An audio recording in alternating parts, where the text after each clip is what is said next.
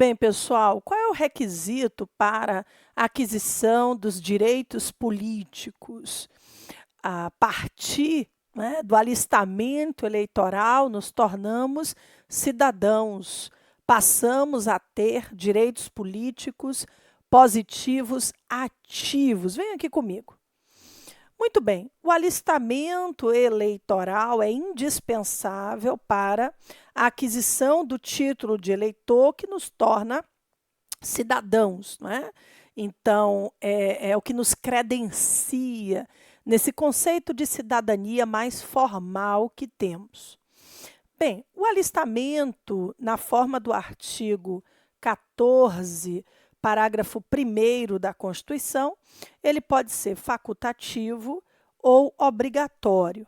Então, o alistamento eleitoral e o voto são obrigatórios para os maiores de 18 anos e facultativos para analfabetos, maiores de 70, maiores de 16 e menores de 18 anos.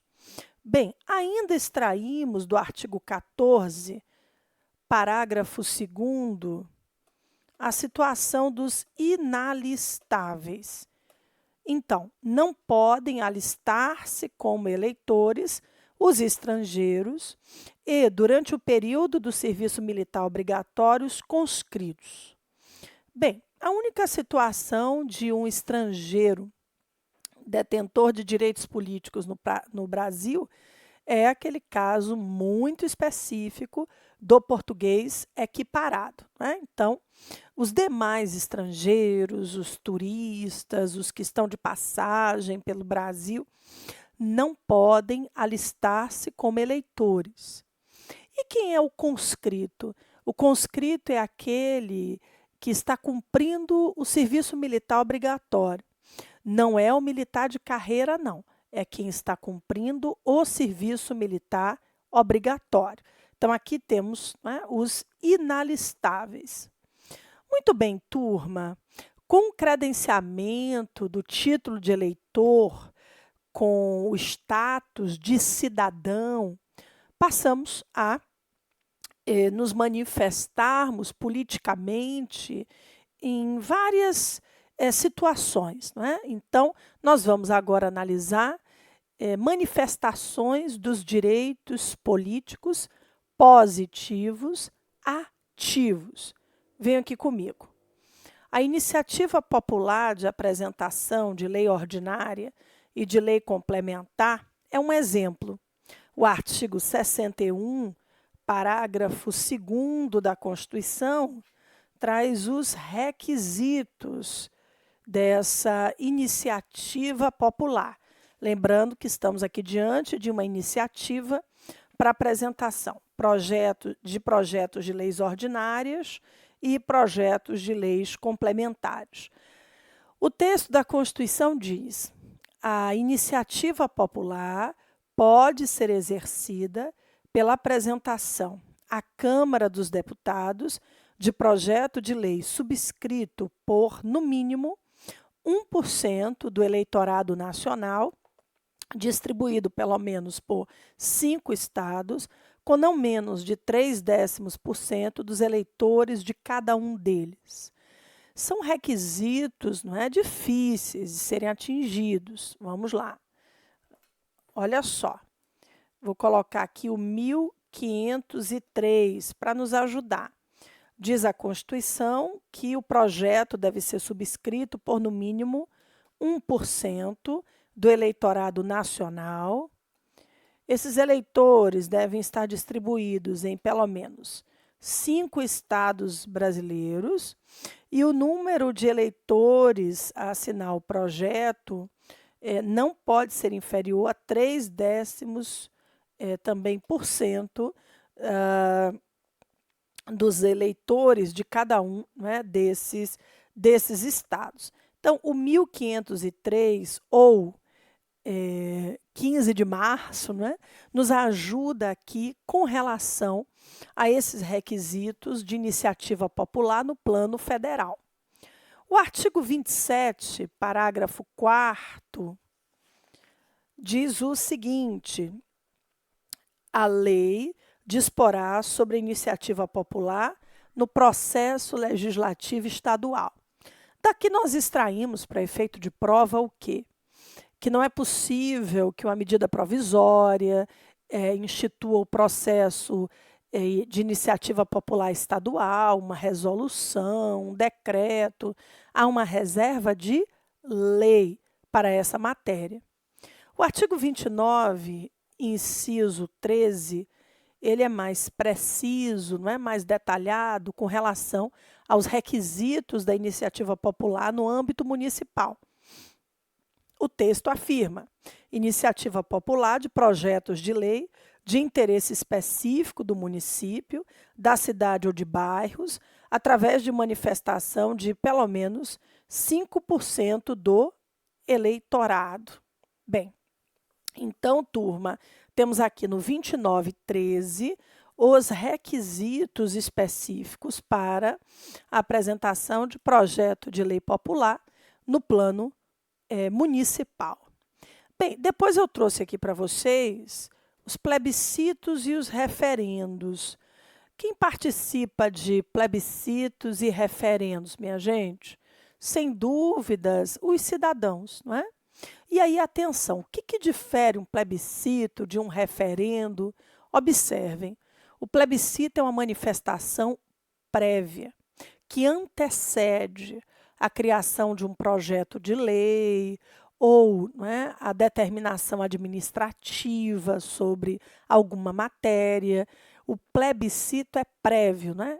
Plebiscito começa com P, prévio também. Ele antecede a manifestação do poder público. Por exemplo, na Constituição, o artigo 18, parágrafo 3º, diz que para a criação de novos estados, a necessidade de um plebiscito realizado com a população diretamente interessada. Se esse plebiscito não for positivo, não haverá a criação de novo estado. Então, o plebiscito antecede a manifestação do poder público. Por sua vez, o referendo ele é posterior, né? Ou seja, o referendo ocorre com relação a um ato do poder público ou uma lei que já existe. E o povo, nós, somos consultados para decidir, né, se aquela manifestação continuará da mesma forma ou para retirar sua eficácia. O último referendo nacional, né, que eu tenho na lembrança, foi o de 2005, sobre o desarmamento. A lei de armas já existia, né? Nós fomos consultados sobre a questão da manutenção da comercialização ou não, né, das armas. Então, o plebiscito é prévio, o referendo é posterior. E aí, turma, no plano federal, na forma do artigo 49, inciso 15 da Constituição, plebiscitos e referendos são convocados por decreto legislativo do Congresso Nacional. Então, plebiscitos e referendos são convocados por decreto legislativo do Congresso Nacional, na forma do artigo 49, inciso 15. Depois eu coloquei aqui a ação popular. Sim, de todos os remédios constitucionais, a ação popular é a única que depende do título de eleitor para a sua propositura. Então, diz o artigo 1º, parágrafo 3º da Lei 4717 de 65, que é a Lei da Ação Popular, que deve instruir a peça inicial o título de eleitor, né? Então, estarmos credenciados como cidadãos é fundamental para a propositura da ação popular. E ela visa o quê? Defender o bem comum. A ação popular será proposta para, por exemplo, invalidar atos ou contratos administrativos que ameacem ou que já violaram o patrimônio público, histórico, cultural, moralidade administrativa, o meio ambiente. Muito bem, então vamos lá. Seguindo aqui, outra manifestação política importante é o voto, não é? O artigo 60, parágrafo 4º, inciso 2 da Constituição, protege o voto como cláusula pétrea. Então, diz o texto que não será sequer objeto de deliberação proposta de emenda tendente a abolir o voto direto, secreto, universal e periódico. Atenção aqui, porque não há previsão do voto obrigatório como cláusula pétrea. Nós sabemos que o alistamento eleitoral e o voto, vimos isso, né, são obrigatórios para certas pessoas, mas a obrigatoriedade formal de comparecimento às urnas não é cláusula pétrea. A gente não extrai do artigo 60, parágrafo 4º, inciso 2 da Constituição. E com isso eu quero dizer o quê? Que é possível que se institua no Brasil o voto facultativo? Sim, é possível. Agora, vejam, além das manifestações políticas ativas, credenciados pelo título de eleitor, também podemos nos candidatar aos mais distintos cargos eletivos, não é? Então, agora nós vamos ver as manifestações de direitos políticos passivos. Atenção, as condições de elegibilidade do artigo 14, parágrafo 3º da Constituição são a nacionalidade brasileira. Atenção, porque a regra é a de que tanto o brasileiro nato quanto o naturalizado poderão concorrer aos mais distintos cargos eletivos, relembrando a todos que o artigo 12, parágrafo 3º da Constituição, estabelece que para certos cargos, não é, como presidente e vice, há uma exigência da nacionalidade originária. Mas nos cargos que não se encontram, não é, a grande maioria, no artigo 14, parágrafo 3º, tanto faz que o brasileiro seja nato ou naturalizado. Em seguida, o pleno exercício dos direitos políticos.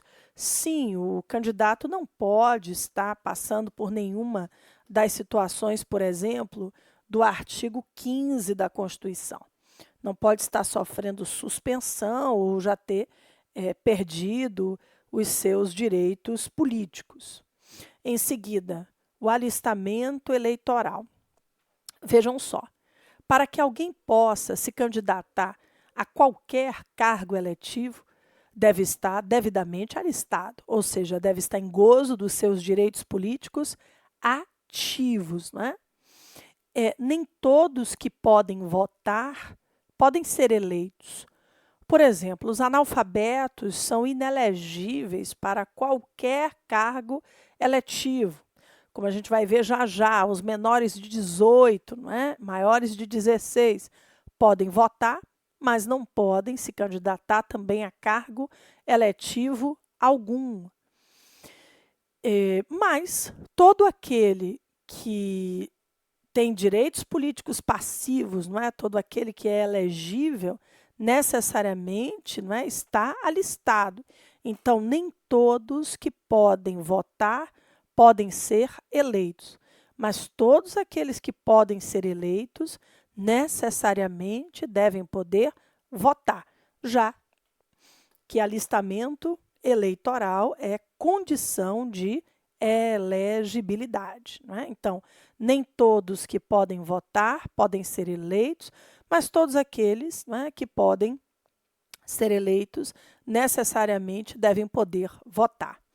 Depois, a Constituição exige o domicílio eleitoral na circunscrição, a filiação partidária, não se admite no país a candidatura avulsa, não é? Então, o candidato precisa estar filiado a um partido político.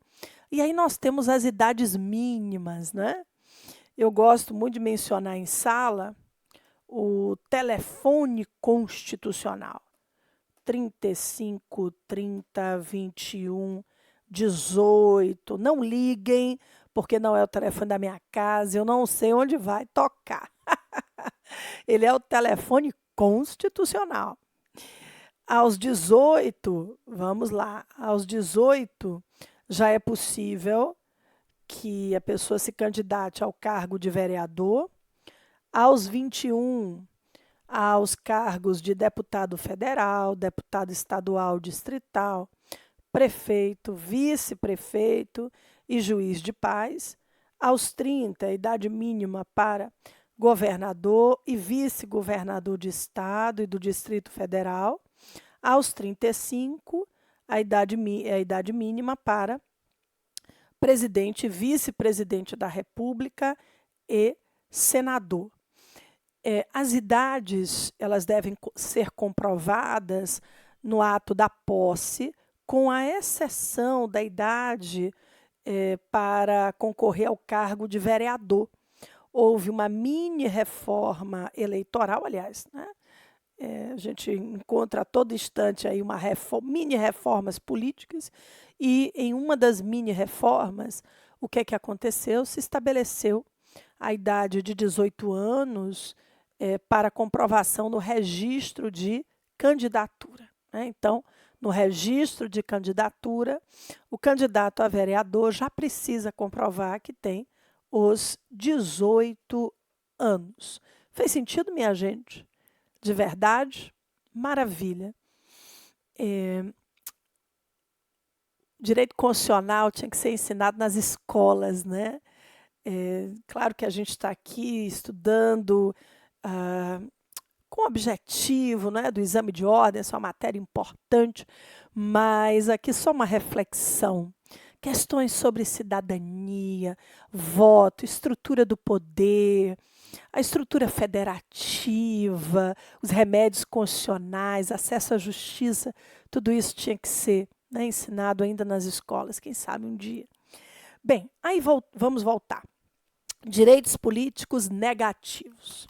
Até agora, nós falamos sobre manifestações de direitos políticos positivos, situações em que o cidadão pode participar ativamente ou passivamente na formação da vontade nacional, seja votando, participando de plebiscitos, referendos, apresentando um projeto de lei popular ou, né, se candidatando a algum cargo eletivo. Nós temos essas manifestações.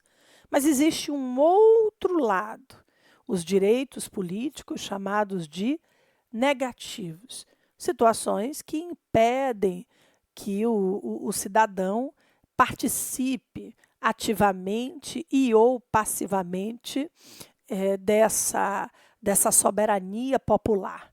Nós temos o seguinte: os direitos negativos são divididos em dois grupos, o grupo das inelegibilidades e ainda da perda e suspensão dos direitos políticos. As inelegibilidades afetam os direitos políticos passivos.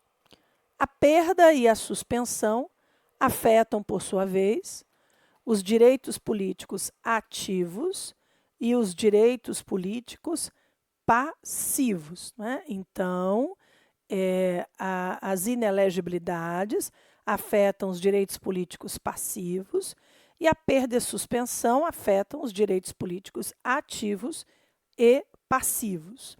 Ou seja, quem perde ou quem enfrenta suspensão dos seus direitos políticos não pode votar nem pode ser eleito, né? Mas vamos cuidar primeiro das inelegibilidades. O artigo 14, parágrafo 4º da Constituição, estabelece o núcleo das inelegibilidades chamadas de absolutas. Olha aqui. São inelegíveis para qualquer cargo eletivo os inalistáveis e os analfabetos. Os inalistáveis são aqueles do artigo 14, parágrafo 2º da Constituição, os estrangeiros em geral e os conscritos.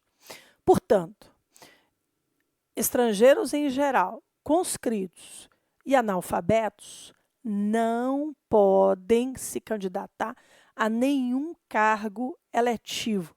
Sofrem a inelegibilidade absoluta. O STF já estabeleceu o seguinte, que essas hipóteses são taxativas.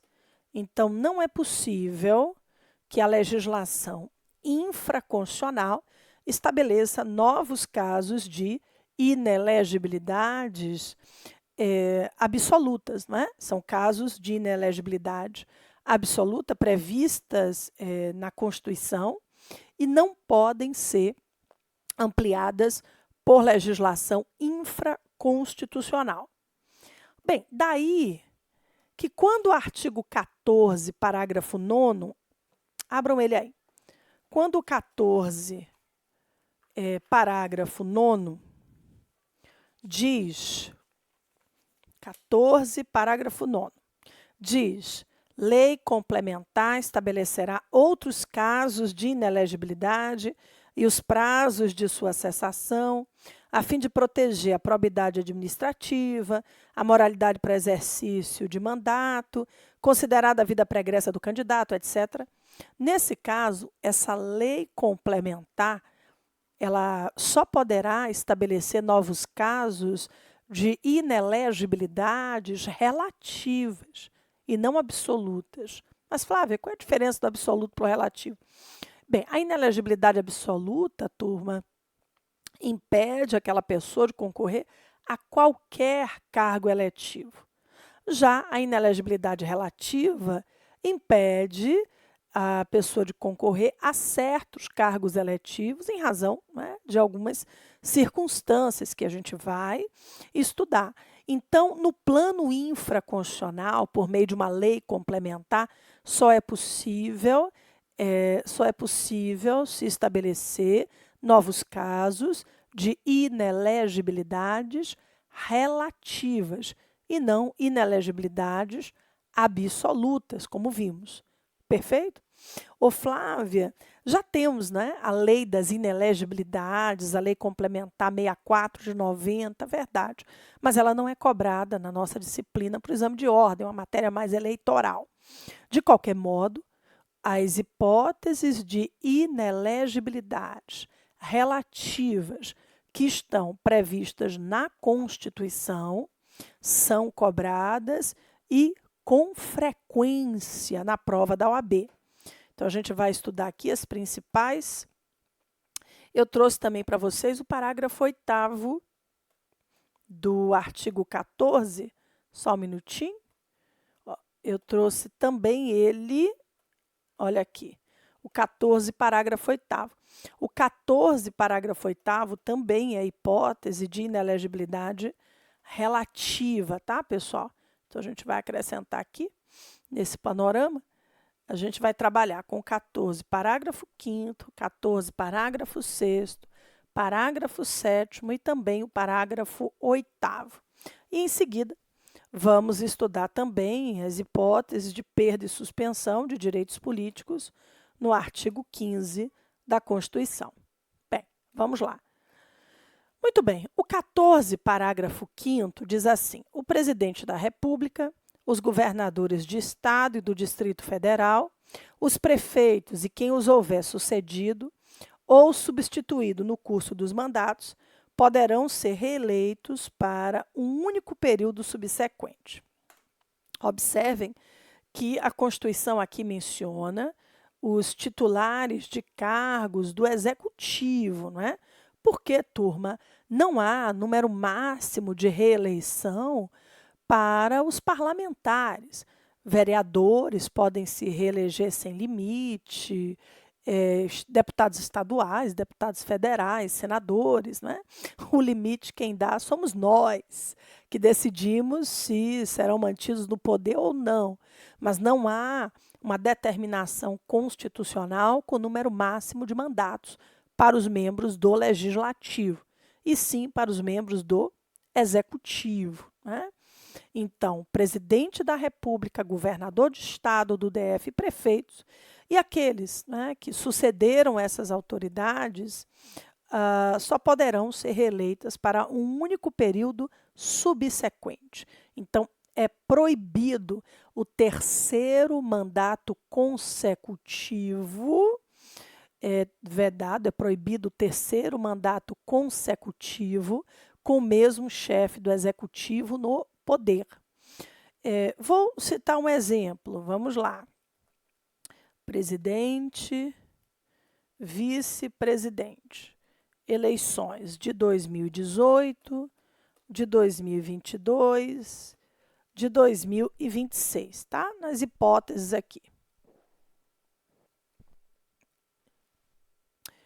Em 2018, foi eleito presidente Jair Bolsonaro e vice o Mourão.